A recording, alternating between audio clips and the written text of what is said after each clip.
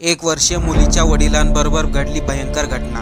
वडिलांनी आपल्या मुलीला क्रिकेट खेळायला जातो म्हणून सांगितले, परंतु पुन्हा घरी परतलेच नाही। इंदल सिंग जाधव हा क्रिकेटमध्ये उत्कृष्ट गोलंदाज आणि फलंदाज आहे। त्या दिवशी क्रिकेटची सेमीफायनल मॅच होती। जाधवचे शतक होण्याला काही रनच बाकी होते, परंतु अचानक त्याची प्रकृती बिघडली आणि तो मैदानातून बाहेर गेला। तो मैदानाच्याच बाहेर असलेल्या एका झाडाखाली बसला। त्याला खूपच जास्त अस्वस्थ वाटत होते आणि घामही येत होता। इकडे त्याची क्रिकेट टीम विजय झाली। सर्वजण खेळाडू आनंदाचा जल्लोष करत होते, परंतु जाधव झाडाखाली अचानक बेशुद्ध झाला।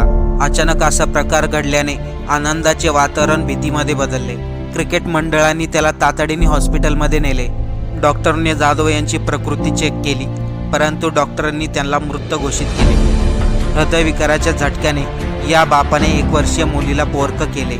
आजकालच्या दिवसात हृदयविकाराच्या झटक्यामुळे अनेक